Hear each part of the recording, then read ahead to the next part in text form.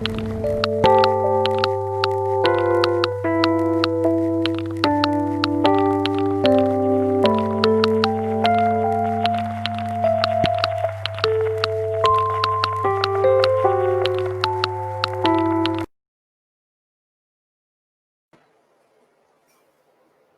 buenas tardes a todas y todos. Muy bienvenidos a este nuevo conversatorio en este día jueves. Les damos la más cordial bienvenida a todas y todos y además agradecer justamente, cierto, a la Municipalidad de Quilpué y yo como docente del Liceo Brune Meyer agradezco también, por supuesto, al liceo y a todos los estudiantes y a toda la comunidad liciana que seguramente se va a ir integrando a este conversatorio. Hoy día nos va a acompañar un gran profesor, investigador del cine, que es Edgar Doll. Edgar Doll es, ahí está Edgar, es docente actual, ¿cierto?, de la carrera en la carrera de cine en la Universidad del Paraíso, pero además es investigador del cine, es profesor, ¿cierto?, en distintas áreas, y además hoy día vamos a profundizar en un tema que a Edgar le apasiona mucho, que es el documental, pero un documental que es distinto a lo que se viene a lo mejor tradicionalmente entendiendo por el documental, que es el documental reflexivo. Hola Edgar, te damos la bienvenida a este conversatorio. Hola, muchas gracias por invitarme al liceo y por supuesto a esta actividad, Sebastián, que tú estás aquí liderando. Sí, muchas gracias por la invitación.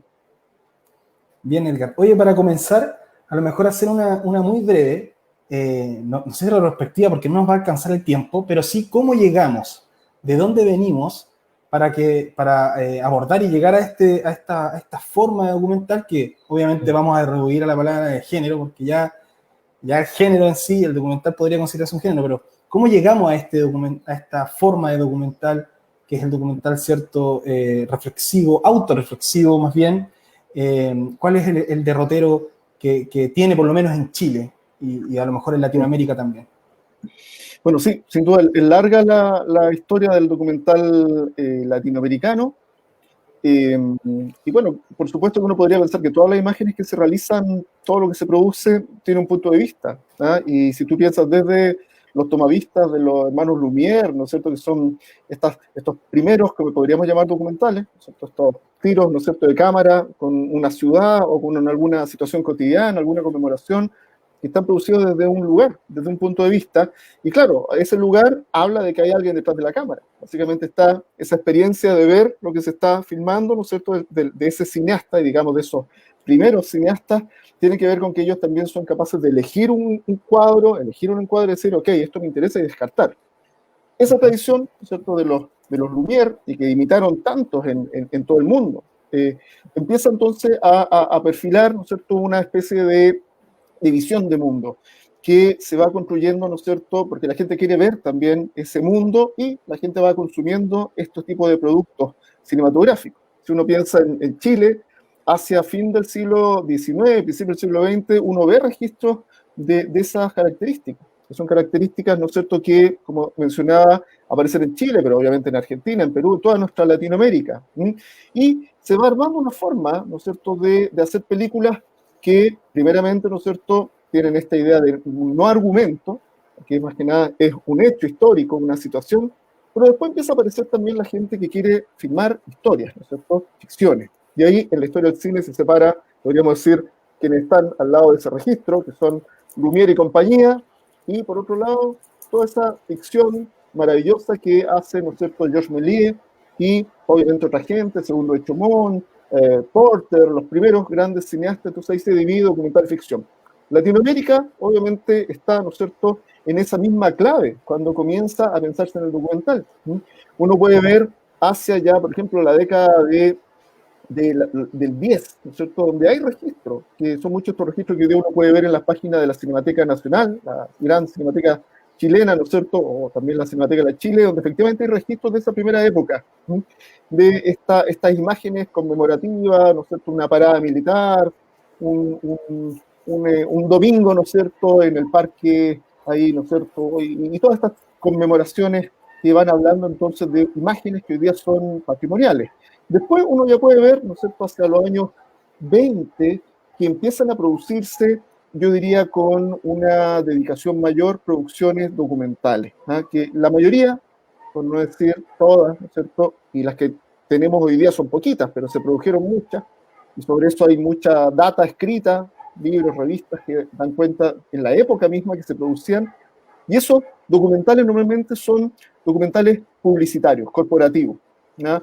Por ejemplo, grandes empresas como la Andes Copper, ¿no es cierto? Toda la explotación del cobre de estas empresas, ¿no es cierto?, inglesas, norteamericanas, van produciendo imágenes y van encargando a ciertos ya realizadores que están interesados en registrar, porque van a ganar plata con eso, y empiezan a hacer registros. Por ejemplo, Sewell, que se conoce, ¿no es cierto?, ese tipo de registros que no podríamos ni mucho menos establecer como en la línea de lo que estamos hablando, del cine autobiográfico, pero sí son los primeros, son los pioneros que hacen cine en Chile, y es la imagen, ¿no es cierto?, del país, la imagen, ¿no es cierto?, de los paisajes, la imagen de un contexto, ¿no es cierto?, que tiene que ver con la explotación, por ejemplo, y hacia los 30 y 40 empiezan entonces, yo diría, el documental a encaminarse hacia ese lugar, que es muy distinto a un cine de ficción, que se está empezando a hacer en Chile también.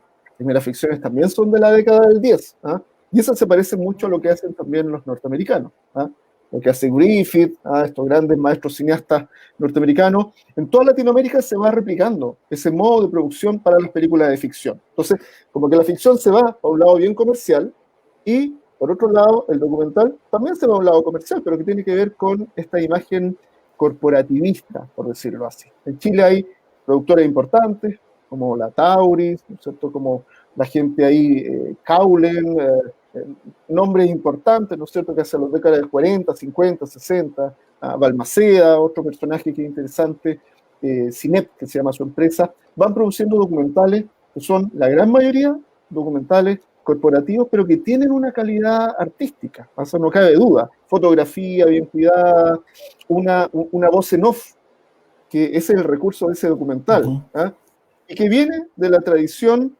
inglesa de maestros como Paul Rosa o como Grierson, que son maestros fundamentales, ¿no es cierto?, que también hacían cine corporativista, cine de publicidad, cine para empresas. Por ejemplo, Grierson hace documentales para la pesca, para los trenes. Entonces, ahí estamos armando que en realidad lo que pasa en Chile y en Latinoamérica, en el documental se parece mucho a lo que se está haciendo afuera. Pero recién hacia los años 50, uno podría decir que aparece otro tipo de documental. Un Oye, documental, Edgar, sí, buenísimo. ¿Te parece? Porque ahí tú hiciste ya un recorrido, yo creo, súper preciso de esta línea de tiempo en avance, y vamos a llegar a un punto que tú ya nombraste. ¿Te parece que veamos un corto que es el de Sergio Bravo, tal vez Mimbre, que a lo mejor inaugura esta fase, sobre todo por el año, ¿cierto?, que se produce? Revisemos un fragmento de este corto documental y lo comentamos. perfecto. Mimbre. Por favor, si está por ahí el Mimbre documental.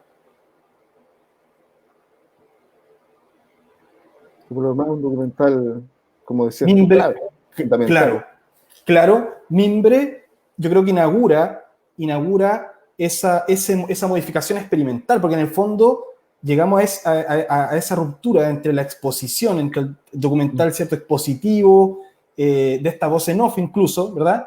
Y de pronto aparecen incluso estas escuelas que se proclaman en este mismo sentido como experimentales, ¿no? Entonces aparece una visión distinta. Revisemos este pequeño corte y lo vamos comentando para avanzar. Vale.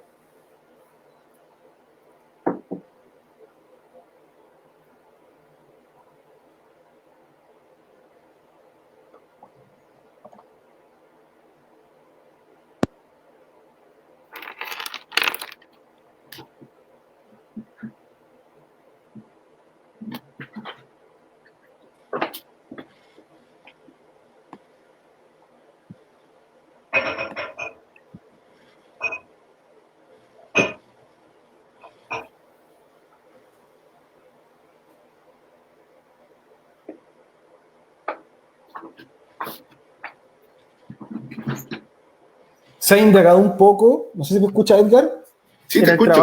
en este trabajo de Bravo, porque también es uno de los primeros que adquiere digamos, cierto riesgo en los montajes menos expositivos, y justamente también trabaja con la musicalidad, ¿cierto?, de Violeta, para hacer un montaje que responde más bien a la visualidad y a los movimientos, más que a este constructo de contar solamente historias o de forma expositiva, ¿no?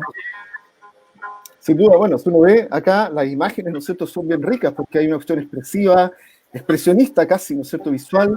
El Sergio Bravo, uno de los maestros que sigue ahí vivo, ¿no es cierto?, uno de los maestros realmente latinoamericanos, digámoslo así, arma esta película ahí tomando esta experiencia de ir al taller de Manzanito, que es un maravilloso artesano de mimbre, ¿no? Esto quedó pegado, pues, ahí está bueno. Y claro, Sergio Bravo viene de hacer corporativo. ¿Ya?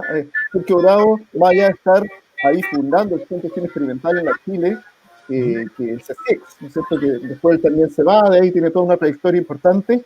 Sergio parte hacia los años 40 y 50, por un lado, siendo arquitecto, él es arquitecto, trabaja en esto, y después se mete en el tema cinematográfico, y un rato también está haciendo el trabajo para estas empresas que son empresas de cine publicitario. Entonces ahí como que Sergio, entre ese espacio comercial publicitario y también sus intereses propios, empieza a indagar sobre esta cuestión cinematográfica. Y un rock también está haciendo un trabajo para...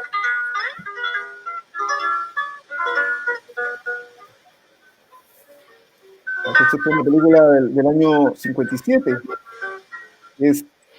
Primeramente un registro silente, una cámara de 8 milímetros, y que después él, con el apoyo, con la ayuda de su amiga Violeta Parra, le hace la música ahí frente a una proyección. Violeta hace, ¿no es cierto?, una improvisación, y mágicamente entonces queda, ¿no es cierto?, este trabajo maravilloso, ¿no es cierto?, pionero, ¿sí?, donde efectivamente hay algo experimental. Esto es bien parecido, igual, tiene un parecido a la escuela inglesa, ¿no? Al tema de Grierson, pero se dice incluso que, como decías tú, pues, que viene de esta tradición, que es argentina también, se dice que esta tradición documentalista se toma desde allá, pero tiene estos componentes etnográficos y de esta revisión, ¿cierto?, descriptiva, pero a la vez está súper encima la cámara, como que rompe un poquito con ese esquema etnográfico de la contemplación del plano americano, el plano entero, ¿no? Y se adentra en un mundo mucho más, con casi una profundidad de campo que está encima, ¿no? Entonces, está cercano. Algunos dicen que es como también el inicio del cine experimental, ¿no? El cine experimental en el ámbito documental. O sea, totalmente. Uno ve ahí que él hace un ejercicio innovador, pero que también uno puede ver en otros maestros, ¿eh? Por ejemplo, si uno piensa en cineastas como Jory Stevens, ¿cierto? Cuando uno ve cortos que están en YouTube, ¿eh? Se pueden ver Jory Stevens, ¿no es cierto? Una película que se llama Lluvia, Rain, que es su primera película del 29, o El Puente de Evans, ¿eh? Donde ya también hay una intención de la imagen figurativa que se empieza como a abstraer. Bastante imágenes como esta que dices tú, los primerísimos planos de detalle, llamémoslo así, del objeto, así se llama, ¿no es cierto?, cuando el objeto, el primer plano del rostro. Estos planos de detalle hacen que uno pierda un poco la noción de que el objeto es, por ejemplo, esta artesanía maravillosa, sino, ¿no es cierto?, empieza a haber una superficie, una densidad, una visualidad muy rica. Y claro, ahí es un juego que tiende hacia la abstracción, ¿no?, hacia la abstracción geométrica, que hay toda una idea de lo plástico, ¿ah?, y que viene mucho en la vanguardia de los años 20, 30 europeos. O sea, no cabe duda que Sergio, más allá después de buscar su mirar latinoamericano, mucho de esto viene de ese ejercicio de la experiencia de las vanguardias de los años 20 y 30. Oye, avancemos, no sé qué te parece, Edgar, a lo que sigue de este periodo. Podríamos estar, ¿cierto?, viendo un montón de ejemplos. A lo mejor para avanzar un poquito, llegar, ¿cierto?, a esta etapa del 50, 60, y por supuesto, finalización de la década de los 60, donde sin duda la cinematografía, fundamentalmente el documental, sirvió de canal de denuncia social, ¿no? Es un cine político, directamente político, incluso propagandístico, y donde estas escuelas yo creo que generaron, ¿cierto?, muchos trabajos muy interesantes en esa época. No sé, de alguna manera, cómo va evolucionando el lenguaje cinematográfico, a lo mejor los formatos en algún momento que estaban filmando en 8, a lo mejor ya pasaron a formatos más complejos, los montajes se hicieron más ambiciosos en el sentido casi de Eisenstein, de ir generando esta respuesta intelectual en las masas y a lo mejor incluso con algunos resultados súper potentes, porque pensando que el cine en ese tiempo era también una manifestación bastante popular. Entonces, a lo mejor, ¿cómo podrías ir describiendo este proceso que vamos llegando, ¿cierto?, ya a la década de los 60, ¿no? 70, en el cine documental. Sí, bueno, yo creo que ahí uno tiene que de todas maneras, detenerse en Sergio Bravo, detenerse, ¿no es cierto?, en ese cine que se arma un poco desde el cineclubismo, porque gente como Bravo o como Pedro Chaskel, ¿ah? Son personas que quieren hacer cine y que algunos tienen la posibilidad también de ir aprendiendo con algunos que llegan de afuera, o con básicamente, ¿no es cierto?, ir entendiendo, ¿no es cierto?, que con la materia uno puede ir experimentando. Entonces, por ejemplo, en Santiago, el Centro de Cine Experimental es re importante porque son cineastas que empiezan son más que cineastas, son cinéfilos que empiezan a ver las películas y que tienen el apoyo de la Universidad de Chile y empiezan a invitar cineastas. Está claro que vinieron a Chile maestros, ¿no es cierto?, como Grierson o como Ivens. Estamos hablando fin de los 50 y principios de los 60. Entonces, vienen y entregan mucha tradición de lo que es el documental. Pensemos en ese gran documental de Flaherty, ¿no es cierto?, y todos estos grandes maestros. Como bien decías tú, ese cine también un poco de corte etnográfico, como Nanook el Esquimal del año 22 o El Hombre de Arán, ¿no es cierto?, del 34, de Flaherty. Y tenemos a Paul Roth, a Grierson, otros cineastas, el mismo Ivens. Entonces, esa tradición, al fin, en los cineclubes se puede ver, porque hay en ese minuto ciertos tránsitos de películas. Llegan a Chile películas que se exhiben, ¿no es cierto?, en estos espacios. Estamos hablando de espacios de cineclub, muchas veces en convenios con universidades, con embajadas, y básicamente se va armando un grupo de gente que quiere aprender cine, que quiere ver cine así, absolutamente asiduo a las reuniones de estos cineclubes, y por otro lado empieza entonces a darse cuenta esa gente que eventualmente también puede realizar. Por otro lado está este camino de gente que está efectivamente haciendo películas que son películas comerciales, y ahí empiezan a acercarse estos grupos. Cuando uno ve gente como Fernando Balmaceda, por ejemplo, o Armando Parot, que son tipos que vienen de cierto espacio un poco aristocrático, el mismo Caulen, ¿no es cierto?, que también es uno de los hombres importantes de ese tiempo, tienen cierto acceso, tienen ciertos recursos, pueden invertir en algún equipamiento, especialmente Fernando Balmaceda, que es nieto del presidente Balmaceda, que es un tipo que empieza a ser desde fin de los años 40, principios de los 50, corporativo. Entonces, esa misma gente que ya aprende a hacer películas, traspasa a la gente de los años 60 información. Entonces, tienen la escuela en esta parte que decías tú antiguamente y ya después forma de una manera la escuela. Claro. Perfecto.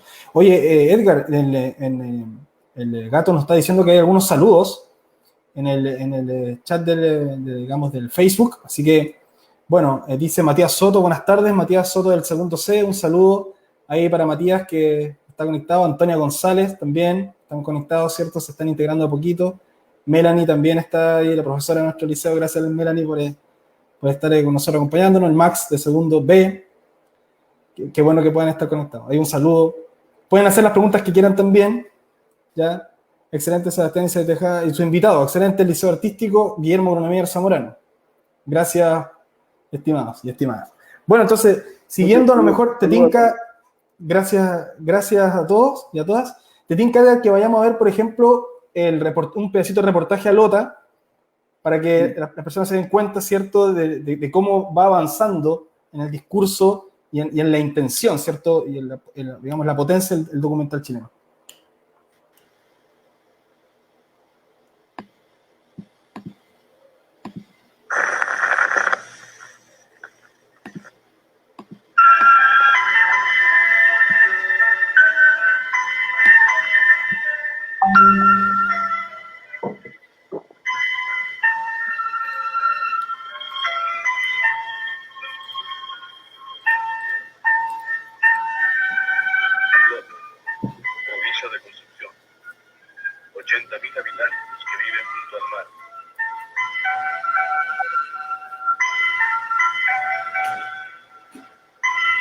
techo, en el cielo, un gris que se funde en la negrura de la mina. Porque el otra vive de la mina y la mina vive en ella. El carbón se huele, se siente, se palpa, lo impregna todo. La atmósfera en las paredes de las casas. El color parece estar en el aire, en el cielo y en la misma vida de la gente. Acá pasamos de un narrador, un expositor que habla de las bondades del progreso a un narrador que describe la situación social, ¿no? Va a ser recurrente ese narrador más politizado, ¿no? Claro, Pero si te das cuenta, en el género no cambia mucho. el modelo es el mismo de este documental corporativo. Hay una voz, ¿no? ¿Cierto? Que esa voz del gran imaginador, esa voz no que está por sobre todo, casi como un saber enciclopédico. Pero acá, claro, efectivamente se toma un punto de vista de la denuncia, ¿no? De la gravedad, ¿no es cierto? La situación que vive ahí la gente en Lota. Pero por otro lado también, claro, parece como una idea de cine etnográfico, donde la cámara se introduce en los lugares donde la gente efectivamente vive, se acerca, hay primeros planos, ¿no es cierto? Hay una mirada política. Estamos hablando de los años 70, este es un gran documental del gran maestro Pepe Román, otro de los maestros hoy día vigentes, que sigue haciendo clases, un gran crítico de cine. Y en ese contexto, bueno, hace películas como esta, hay otras. Estamos hablando que la mayoría de la gente de ese periodo, fin de los 60, diría yo, todavía se embarca, cuando hace cine político, con esta idea de la voz en off. Un documental expositivo, en el fondo. Claro, hay un salto entre el 69 y el 70-71, donde por primera vez se les da la voz a los figurantes, a quienes son la gente misma. Hablemos informantes como en el dialecto cinematográfico. ¿Cuál para ti sería, cuál para ti sería ese momento, esa película que marca el salto de esta dimensión más expositiva al documental a un documental más interactivo, si se quiere, usando las nomenclaturas más tradicionales del documental, que vamos a llegar obviamente a un lugar que ya también esas nomenclaturas están un poco obsoletas, pero para ir entendiendo en la evolución, ¿cuál sería la película que va dando un poco el giro a la forma? Más que en el fondo, que ya el fondo es súper crítico, son cines muy, muy críticos en el sentido de su posición política, pero no así en la forma, ¿no? Hay que contextualizar que en los 60 hay un marcado acento político que está obviamente influenciado por la Revolución Cubana, por los distintos conflictos colonialistas 60, por miradas, ¿no es cierto?, de gobiernos y estados, ¿no es cierto?, que están todavía con el último empuje del neodesarrollismo y que se asume muchas veces, ¿no es cierto?, más cercano a la izquierda, donde hay obviamente ya una mirada muy crítica, ¿no es cierto?, al conservadurismo, a toda la lógica que tiene que ver, ¿no es cierto?, con la riqueza a partir de quienes tienen tierra. Estamos hablando de toda Latinoamérica, ¿no es cierto?, que se embarca en un camino distinto y que yo diría muy empujada por la Revolución Cubana. Y es ahí donde aparece entonces gente que hace documentales cercanos, ¿no es cierto?, a esta clave, ¿no es cierto?, también de una experiencia un poco más del cine pop. Y llamémoslo así, porque si uno piensa en los cubanos, por ejemplo, Santiago Álvarez, por ejemplo, que la escuela cubana influencia muchísimo lo que va a venir en el cine después. Y los cubanos ya no hacen un cine donde aparece esta voz en off que viene, digamos o no, de este espacio de cine corporativo, publicitario, en el gran sentido de la palabra. Es más, ese tipo de películas publicitarias y documentales se exhiben en festivales, aunque sean que hablen sobre la empresa chilena, por ejemplo, y se exhiben en festivales y ganan premios. Entonces, hay una confusión bien rara en los 50 y 60 con ese tipo de lenguaje que acá todavía continúa, si vemos la imagen, ¿no es cierto?, del reportaje a Lota, el voz en off, pero es el marco, ¿no es cierto?, yo diría yo, de la influencia del cine más experimental cubano, de propaganda, donde aparecen las películas, ¿no es cierto?, como mencionaba recién, de Santiago Álvarez, ¿no es cierto?, que son documentales que parecen más arte pop, porque tienen una visualidad muy loca del collage, ¿no es cierto?, de música, unas mixturas muy interesantes, y eso influencia también a un cine que quiere hablar de otra cosa. Y por otro lado, aparece hacia fin de los 60 y 70 el cineasta que por primera vez dota de palabra al informante. Yo diría que es un cine de izquierda, en Chile específicamente. Por un lado está la gente del MIR, que hace un cine un poquito distinto a las otras izquierdas. Yo diría que, y ahí veámosle una cuestión bien discursiva e ideológica, porque hay obviamente militancia, ¿ya? Y uno ve ese cine un poco del corporativismo visual de gente más cercana al PC, y otra gente hacia fin de los 60 y 70 que trata, ¿no es cierto?, de incorporar al testimonio con voz y con micrófono. Cabe mencionar también que en ese minuto, en todos los 60, el registro sonoro es complicado. ¿Por qué? Porque la gran mayoría de las películas no funcionan con cine de registro directo. ¿Ah? O sea, entonces, si tú piensas en películas como esta, no hay registro directo, no hay equipo de registro directo. Entonces, básicamente se registra y después, en la post, le ponen el sonido. Y hacia fin de los 60, principios de los 70, llegan equipos de registro directo. Entonces, ahí también cambia. O sea, la condición de la supeditación técnica tiene que ver también con cómo el discurso se abre y ya no solamente se quiere mencionar, entonces, o mostrar al trabajador, sino se le quiere dar palabra. Por eso aparecen películas como Caso Mierda, por ejemplo. ¿Ah? Las películas de Guillermo Kahn, las películas de Sergio Castilla. Hay una película notable de Raúl Ruiz que se llama Te llamaremos hermano. Que es una película funciona más como el camcorder, ¿no? Como ya dando el preámbulo de lo que va a pasar con el video, en el fondo. Claro, exactamente. Bueno, el video ya está instalado en Estados Unidos y funciona. El portapack Sony japonés, el 66, 67 empieza, el 67 empieza a operar. Pero acá estamos hablando de cine. ¿Ah? Cine 16 milímetros, en algunos casos 8, pero registro con máquina aparte, ¿no es cierto? Y después el montaje. Entonces, a principios de los 70 empieza esta nueva posibilidad, ¿ah? De darle voz a, ¿no es cierto?, a las clases, a los desposeídos. ¿Ah? Y ahí hay un registro importante, porque obviamente se cambia la enunciación. O sea, ya no está ¿no es cierto?, entre comillas, voz rectora que dice lo que está pasando, sino le das voz, ¿no es cierto?, a quienes están viviendo la realidad. Y eso se da fuerte entre el 70 y el 73. ¿Ah? No con todos los realizadores. Hay algunos que siguen en la misma dinámica que conocemos hacia atrás de los 70, 60, 50. Uno de los ejemplos, yo creo que ya hemos revisado, en ese sentido se ha revisado bastante, ¿cierto? En la famosa película también de Patricio Guzmán, de La Batalla de Chile, donde efectivamente se va generando el discurso de la época, pero a través de los testimonios de las personas que participan, de las trabajadoras y trabajadores, con sus testimonios, digamos, directos. Y claro, finalmente, Edgar, en este momento, digamos, crucial, donde después del 73, ¿cierto?, viene el golpe de Estado, viene un momento de crisis en ese código. Sabemos que incluso se desarticuló muchas de estas escuelas de cine, incluía también, ¿cierto?, por ejemplo, el mismo Festival de Cine de Viña, que era un lugar de encuentro de cineastas latinoamericanos.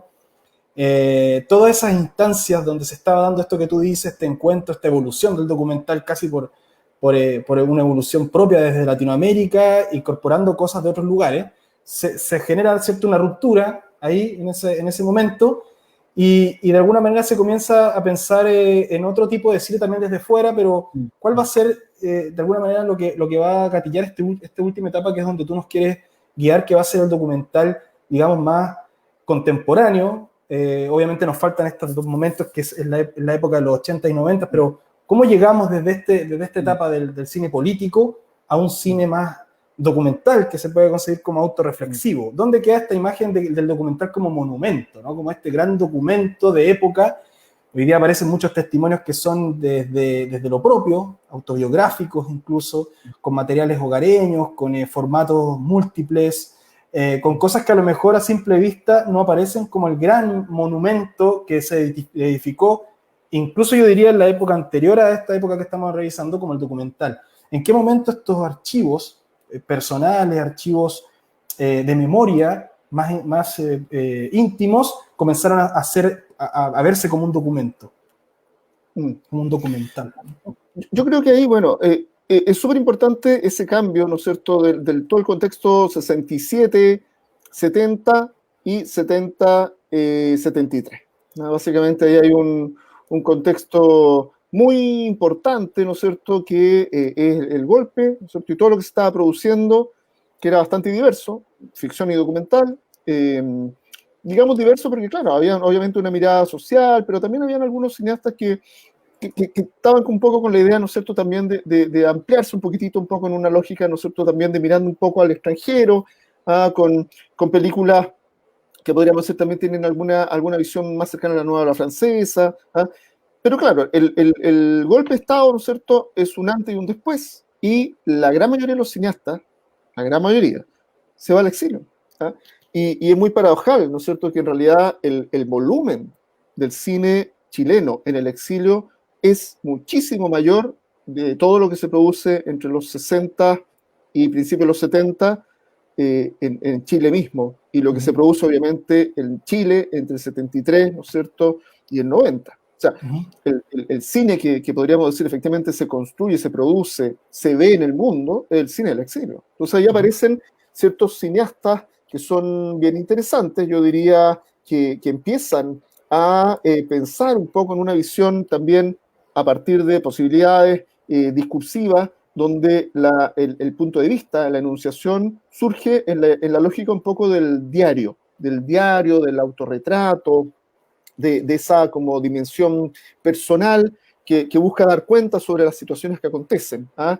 En ese sentido, yo creo que cineastas como sin duda Raúl Ruiz, que es un notable, ¿no es cierto? Y que sabemos que es nuestro gran cineasta internacional, estamos hablando sobre 100 películas, ¿no es cierto? Una cosa ya impresionante. Él tiene ya hacia la mitad de los 70, 76, 77, algunas películas que están un poco en clave primera persona, o cineastas, ¿no es cierto?, también como, sin duda, una chilena importante, la Marilú Malé, que en Canadá ya ella filma películas en primera persona, ¿ah?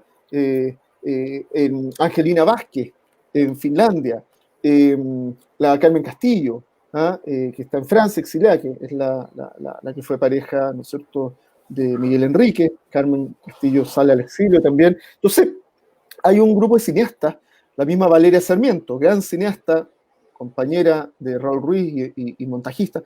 Ellas hacen un cine en primera persona, un cine bastante rico y que se ha estado estudiando, yo diría, estos últimos años, ¿no es cierto? Hay algunos textos que han estado saliendo. Entonces, es re interesante porque esa idea del diario íntimo, del diario, aparece más fuerte en estas realizadoras mujeres, que empiezan entonces a tratar de hablar de la política, de lo político, pero desde una mirada subjetiva, desde una mirada claramente, ¿no es cierto?, también observándose ellas, ¿no es cierto?, dentro de un rol también que muchas veces estaba supeditado, ¿no es cierto?, al hombre, y que ellas discuten, ellas se dan cuenta que efectivamente ellas tienen, ¿no es cierto?, una posibilidad de pensar tranquilamente, ¿no es cierto?, y su visión de los hechos, ¿no es cierto?, y que claramente son distintas a la mirada del patriarcado, ¿no es cierto? Entonces, yo diría que esas cineastas son fundamentales. Oye, en ese sentido, Edgar, disculpa Sí, que te sí, interrumpa, hay un ejemplo que igual es significativo en el documental de Ignacio Agüero, de 100 niños esperando un tren, donde en el fondo el registro que le hace Ignacio Agüero a la profesora Alicia Vega en una escuela, ¿verdad? Y cómo desde la mirada también de una profesora, ¿verdad? Puede, ¿cierto?, contarse también esta historia del cine. También el cine empieza a hablar un poco de sí mismo en una especie de autorreflexividad que no solamente tiene que ver, ¿cierto?, con el comentario propio, sino que también desde dónde se está abordando el tema. Porque, por ejemplo, partimos esta sesión con unas imágenes del documental de Tiziana Paniza, ¿verdad?, donde de nuevo, en el fondo, no solamente tiene que ver con contar una historia, sino que desde dónde se está contando. Se está contando desde los archivos, y estos archivos son muchos cinematográficos que se adquirieron, entonces, de alguna u otra manera vienen de una tradición también familiar, fue lo que se salvó de una memoria que no se quiere rescatar, y aparece todo este documental que reflexiona no solamente de lo propio, sino que también de una disciplina, ¿no? Como se habla desde el archivo, pero desde un archivo cinematográfico. ¿Te parece que veamos el tráiler de la película Como me da la gana 2, que es esta segunda versión, ¿cierto?, de este gran documental de Ignacio Agüero?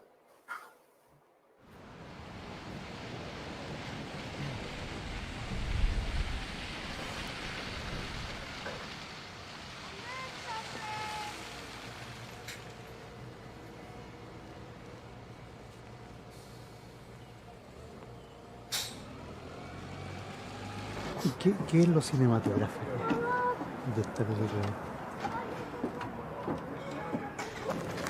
Y en esta historia que tú cuentas, ¿Qué es lo cinematográfico? ¿A dónde quita sol? Lo cinematográfico de Sí. la historia. En verdad, no sé si me hago mucho la pregunta qué es lo cinematográfico de la historia, probablemente tal. Pero ¿dónde está El cine está en donde lo que uno no está contando la historia, ¿no?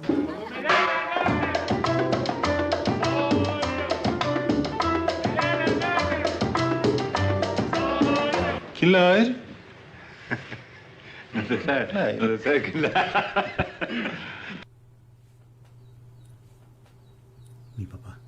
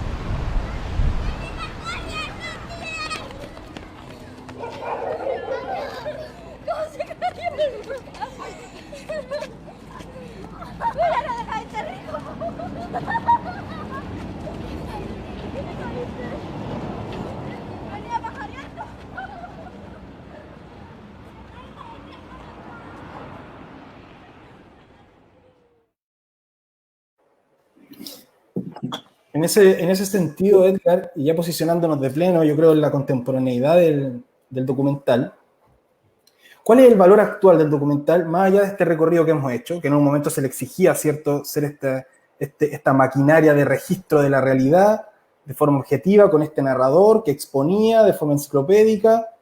¿En qué estamos ahora? ¿Cuál es el valor? ¿Por qué el documental toma vigencia? Y sobre todo hoy día, en un contexto que se está volviendo a politizar el documental, ¿vamos a volver a ese mismo documental expositivo, propagandístico, o se va a volver a un documental en el que se aborde la cuestión política, pero también con un sentido crítico en la forma, en otros lenguajes, etcétera? ¿Cuál es tu opinión y cómo está el tema a nivel internacional también en ese sentido? Solo una opinión, porque en realidad son varias aristas las que tú estableces ahí.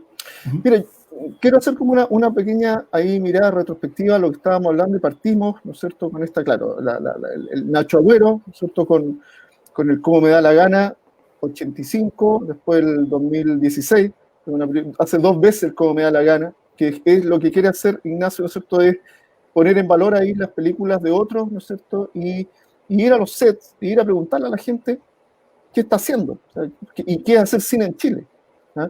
Y va y pasa por gente que está haciendo ficción, por gente que está filmando, ¿no es cierto? Estamos hablando 20 años de diferencia, más, o sea, del 85, ¿no es cierto?, al 2016, estamos hablando una gran cantidad de tiempo, donde efectivamente el Ignacio Agüero hace este ejercicio documental para tratar de entender lo que se estaba haciendo y lo que está haciéndose hoy. ¿Ah? Y ahí hay una trayectoria interesante, porque el Ignacio Agüero es un tipo que surge en los años 70, estudia cine en la Católica, ¿no es cierto?, en la Escuela de Comunicación, con otros grandes amigos y maestros, ¿no es cierto?, y empieza a perfilarse en un documental súper político. Y que es un documental político, pero que después se da cuenta que sí puede irrumpir en el documental. Él como un sujeto que quiere decir, pero que también quiere activar una performance, llamémoslo así, que es un acto consentido, que es estar dentro del cuadro. O sea, en el documental tradicional, ¿cierto?, como bien decías tú, hay una mirada como que busca cierto afán de veracidad, que a la larga podríamos hablar cierta objetividad, que sabemos que es falsa, pero ese es el acuerdo que uno asume cuando uno va a ver un documental. O sea, que eso que está mostrándonos es realidad. Sabemos que no es así. Hay un punto de vista, hay un encuadre, hay una decisión de dejar cosas afuera y hay una ideología detrás. Entonces, es interesante cuando se da esa operación cinematográfica de que el realizador está dentro de cuadro, ¿ah?, y aparece, y es capaz de, y no es la entrevista periodística, pero irrumpe en el lugar. Y al irrumpir en ese lugar también aparece su presencia, su acción, su performance. ¿Ah? Y eso yo creo que en Chile inaugura una cuestión interesante, que es hacia los 80, donde aparecen películas, ¿no es cierto?, que eventualmente uno ve al realizador pensándose desde adentro, ¿ah?, tanto en la ficción como en el documental. Si uno ve películas, por ejemplo, como Imagen Latente, del Pablo Perelman, es una película autobiográfica. Es una película que tiene elementos del documental. Es la historia un poco de Perelman, lo dice o no lo dice, hace poco lo entrevistamos en la UB, perfectamente su historia. Entonces aparece una irrupción del cineasta como narrador dentro del cuadro. Y ahí hay una cuestión súper interesante. Y ahí aparece esta idea de este cine, entonces, que quiere abrirse de una manera distinta a esta tradición del cine, ¿no es cierto?, donde hay una especie, ¿no es cierto?, de distanciamiento del realizador con la película y cómo aborda la visión del espectador. Acá el cineasta se incluye en un ejercicio, ¿no es cierto?, político. Y hay un ejercicio también muy interesante, que ahí me engancho también en lo que tú dijiste, un ejercicio de memoria. O sea, las películas como la de Tiziana, que no sé si llamarlas claramente documental, pero llamémosla cine experimental con elementos documentales. Y son películas que efectivamente van tratando, ¿no es cierto?, de ir construyendo a partir de imágenes que muchas veces no son ni de ella, son imágenes que encontró por ahí, ¿no es cierto?, dándole un valor desde el punto de vista de ella que organiza esos materiales. Entonces, las operaciones cinematográficas son variadas en cómo el sujeto, el realizador, se instala dentro. Y ahí hay una operación, yo diría, muy rica y novedosa que se amplía hacia, por ejemplo, hoy día el cine político. Estas imágenes que estamos mostrando, ¿no es cierto?, de esta película que ha estado bastante, que es bien reconocida, ¿no es cierto?, que la hizo Lisette Orozco, ¿no es cierto?, que hizo una película que, bueno, ahora todavía el tema todavía está muy ahí en directo hoy día, básicamente a esta mujer que aparece ahí, ¿no es cierto?, la están hoy día ya trayendo a Chile para juzgarla, ¿cierto? Y esta película, que no sé si tú la conoces, ¿no es cierto?, es una película que está la realizadora, ¿no es cierto?, la Lisette Orozco, que es su primera película, contando su historia, y la historia de su tía. Es una película, entonces, donde la realizadora, que viene del periodismo, es capaz, ¿no es cierto?, de instalarse con un relato en primera persona, donde quiere develar la historia de alguien cercano, la historia al fin de su familia. Y esa estrategia se instala fuerte, diría yo, hacia los años 90. Es una estrategia nueva cinematográfica, que no podemos decir que surge de Chile y Latinoamérica. Ahí está El Pacto de Adriana, que es una película de hace poco, pero uno ya ve en la década de finales de los 90, 2000, obras donde los realizadores, y esto pasa en Estados Unidos, pasa en Europa, donde los realizadores se instalan dentro del cuadro. Y lo que es muy interesante, abren la película, haciendo que en la misma película participe gente que ellos quieren, su familia, su equipo, el equipo que hace la película, que normalmente son equipos chicos, y aparece toda esa performance, un cine performativo, digámoslo así, y que rompe la lógica de todo lo anterior. El mismo proceso político de la autora no es que se haya develado previo al rodaje del documental, sino que justamente el proceso podríamos decir, más dialéctico que surge en la película se da en la misma película. No es que haya surgido una investigación previa y la realizadora tenga todo armado y va a contar la historia, ¿no? Sino que justamente en el proceso del documental se da el descubrimiento de quién era esta tía, ¿verdad? Y todo este proceso. Entonces, por eso mismo se convierte, ¿cierto?, en un acto performativo, en sí mismo el documental. Y ahí las fronteras, ¿cierto?, definitivamente del cine experimental se han acercado, ¿no? Es como en algún momento esto, como decía, estuve en un derrotero casi vanguardista de la cinematografía experimental, de estos tipos que jugaban con luz y cosas extrañas, y ahora, de repente, y con los cuerpos, por supuesto, y de repente, ahora ya esa frontera está en las salas tradicionales, en los festivales más tradicionales de arte, ¿no? ¿Cómo ves tú en ese sentido el devenir? ¿Seguimos con estas memorias que mucho tiempo han estado silenciados o vamos a volver de alguna manera más al presente? ¿Cómo lo ves tú? Porque entonces cine como de las memorias próximas, de las historias recientes, pero tal vez también con todo lo que ha pasado desde octubre, volvamos a una revisión más contemporánea de este cine más contingente. No sé, ¿cómo lo ves tú en lo que has visto, a lo mejor incluso con los ejercicios de los estudiantes en la escuela y todo eso? Lo que pasa es que yo creo que hay un gran elemento, es que lo privado es político.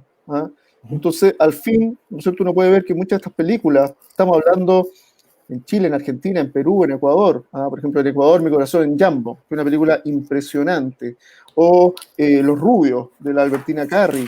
O las películas, ¿no es cierto? Hay un grupo de películas peruanas muy interesante de realizadoras mujeres, que efectivamente acá, esta película que estamos mostrando, ¿no es cierto?, de la Vivian Barry. Ella es chilena, ella es una gran animadora, pero que hace un documental, donde ella se instala para hablar de la historia de su padre, y agarra el montaje, en el montaje, ¿no es cierto?, estos archivos de Santiago de los años 50, los espacios de su privado, de su casa. Entonces, yo creo que hay una activación súper interesante en este cine, que no es nuevo, estamos hablando de los últimos 20, 25 años, ¿no es cierto?, de activación de la memoria, con recurrencias cinematográficas que se pueden empezar a articular también desde ciertas, yo diría como ciertas áreas. Por ejemplo, hay un cine que habla de lo privado, pero en el contexto histórico. Hay un cine que quiere dar cuenta, ¿no es cierto?, de historias de familia. Hay un cine que se instala más en el contexto de lo que está pasando en un momento, pero ese que narra, ¿no es cierto?, está inserto en esa situación que está aconteciendo. Entonces, hay como, yo diría, como métodos y metodologías que no son exactamente iguales, pero que convergen en este nuevo rol, digamos, de un cineasta narrador que se incluye en el relato. Entonces, es interesante porque al fin, hoy día uno puede ver, ¿no es cierto?, que esto también viene, yo creo, por una suerte como de acontecimiento que se abre en una perspectiva que en las ciencias sociales, en la historia, en las humanidades, para construir escritura, también el investigador hoy día se instala desde un yo distinto a ese yo en tercera persona que era normalmente la investigación anterior. Por un lado está eso. O sea, las disciplinas de las ciencias sociales y las humanidades se instalan en un yo distinto. Y por otro lado también, que no es menor, yo diría está el impacto de las redes sociales, donde hoy día el yo, ¿no es cierto?, aparece sobreexpuesto. O sea, cuando tú tienes tu espacio en YouTube, en TikTok, en la red social que sea, en Instagram, ¿qué estás mostrando? Estás mostrando tú un relato propio que quieres hacerlo público. Entonces, tu yo, ¿no es cierto?, aparece sobreexpuesto. Y ahí hay una dimensión súper interesante, porque si ves, ¿no es cierto?, el cine por un lado, el documental por otro, el documental como el que estamos hablando, por otro lado, las disciplinas de investigación, humanidades, ciencias sociales, aparece un yo súper expuesto. Y eso, yo te digo, es de los últimos 20, 25 años. Y cineastas como Ignacio Agüero, que viene de la tradición, un cineasta mayor, digamos, se inserta también nuevamente en el yo, y en ese yo que se sobreexpone. El otro día, la película, ¿no es cierto?, de él, es su espacio privado que nos invita a ocuparlo.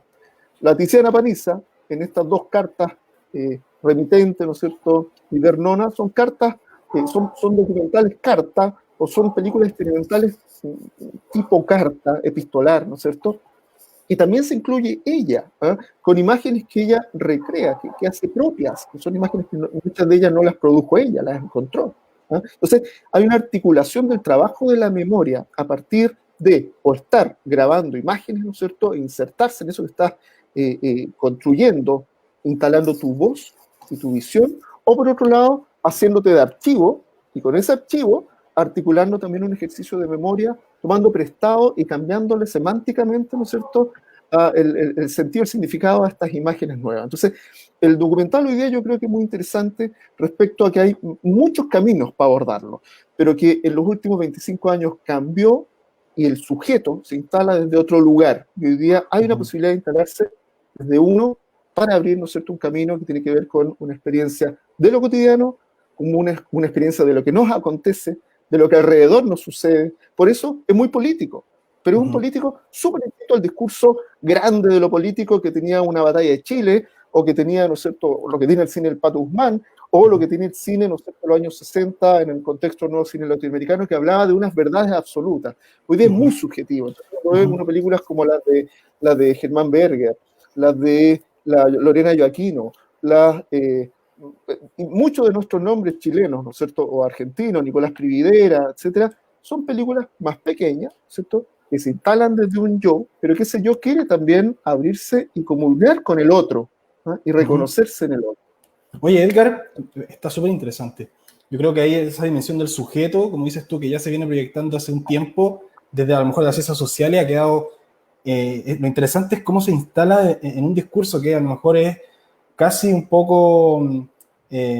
casi antiguo. El montaje propiamente del cine es un lenguaje que tiene mucho tiempo y al parecer es un lenguaje que permite esa reflexión. Hay una pregunta que dice el profesor Lito Celis, que bueno que está conectado, que es profesor del Liceo de Música. Dice, hola, qué interesante la conversación. Esto es una pregunta, dice, ¿cómo las escuelas de antropología visual se han ido adentrando en las estéticas más contemporáneas? Saludos. Aunque yo creo que es una respuesta que excede, ¿cierto?, el tema del docu propio, pero obviamente ahí el cruce de la antropología con el cine es súper potente. No sé qué visión, a lo mejor, o opinión tienes respecto al ámbito contemporáneo, de la estética más contemporánea y la antropología visual. Lo que pasa es que la antropología se hace cargo de la imagen hace no tantos años, ¿no es cierto? Yo diría que desde los años 60, ¿no es cierto?, la imagen se instala como un documento valioso, estudiado. Por largo tiempo la imagen no tenía ese valor. O sea, el valor era el objeto, el testimonio objetual o lo textual, ¿no es cierto?, el texto escrito, pero la imagen por sí misma no tenía mucho valor. Entonces, es fuerte el trabajo hacia los 60 de distintas disciplinas, la historia, por ejemplo, también, que empiezan a establecer por un lado el valor de la imagen y por otro lado el valor también de la ficción, como un lugar donde uno puede adentrarse a leer la historia. Y en ese sentido yo creo que hoy día, cuando uno piensa en esa tradición de un cine etnográfico, que viene de Flaherty en adelante, ¿no es cierto? Hay un ejercicio hoy día que yo diría también se instala desde esto que estaba hablando yo. O sea, el antropólogo hoy día, el antropólogo se instala más tranquilamente desde el yo. ¿Ah? Uno lo ve desde los años 70 en adelante, por mencionar a un gran antropólogo que se llama Marc Augé. Y Marc Augé, muchos de sus textos, es él quien narra en primera persona. ¿Ah? Y como las descripciones densas, ¿no? Su tránsito, por ejemplo, por el metro de París, ¿no es cierto? O su tránsito cuando ve un filme como Casablanca y él habla de la historia postcolonial o la historia colonial de películas como Casablanca, pero que donde efectivamente es una película de Hollywood, pero él la instala desde una visión del yo. Entonces, hoy día la construcción de la imagen, ¿no es cierto?, obviamente habla de las posibilidades, ¿no es cierto?, de hacerse uno de imágenes, y los antropólogos lo hacen, para poder construir relatos. Entonces, básicamente, hoy día tiene un gran rol la imagen, una valoración a nivel de las ciencias sociales, la humanidad y, por supuesto, las artes que efectivamente hoy día comulgan con otras disciplinas, porque no cualquiera hace un documental. O sea, muchas veces los antropólogos no son capaces de hacer documentales, un sociólogo no, son los cineastas los que tienen que hacer, con disciplinas que le potencien, ¿no es cierto?, le den insumos para que la película se construya. Hoy día yo veo en la humanidad, en las ciencias sociales, gente que piensa que puede hacer documentales y no lo van a poder hacer. Van a tener que trabajar con cineastas para poder hacerlo, pero ahí están los temas y las investigaciones que ellos pueden proponer. Ahí es donde uno ve la gran historia del documental. Flaherty, Marquer, etcétera, no eran ni mucho menos, eran cineastas, ¿te das cuenta? No eran, yo creo que Edgar Morin es el único cineasta, entre comillas, porque Jean Rouge, esa película, ¿no es cierto?, tan conocida de los años, Crónica de un verano, pero es un experimento, ¿no es cierto? Pero Jean Rouge yo creo que es más cineasta que Edgar Morin, y claro, Morin era sociólogo, pero el cine yo creo que van a seguir haciendo los cineastas con estas posibilidades, ¿no es cierto?, de que otras disciplinas lo apoyen, que se puedan generar desde ahí relatos. Por sobre del cine primitivo, ¿no?, que era instalar la cámara y dejar que filmara, ¿no?, que era como la premisa casi mágica de los Lumière, pero ya ha pasado mucha agua bajo el puente. Entonces el tema, como decís tú, performático, creo que lo abordaste. El tema performático es muy interesante para la antropología, en el lugar del sujeto, ¿verdad? Cómo se instala como realizador, como sujeto en un territorio, como habitante, pero también como cineasta, como persona, etcétera. Y están todos ahí confluyendo en el docu. El cine sigue siendo, no sé qué te parece, Edgar, este lenguaje que nos encuentra, un lenguaje que al parecer permanece, ¿cierto?, en nuestra contemporaneidad, y eso es lo bonito, lo que nos ha acercado hoy día. Así que estamos llegando al término de este conversatorio, Edgar. Yo te agradezco de verdad. Siempre, ¿cierto?, es un placer poder estar en tus conversaciones porque gatillan, ¿cierto?, muchas ideas y nos permite seguir abordando el cine, que es lo que más nos gusta. Así que un abrazo Grande Edgar, a todos y a todas los que participaron hoy día, a ti en especial, y a todos los que nos acompañaron, les damos muchas gracias y un abrazo grande, que tengan una muy buena tarde. Nos vemos. Gracias a todos. Bien. Y sigan Chao. con los conversatorios, con los diálogos artísticos. Que estén bien. Chao, chao. Chao, chao.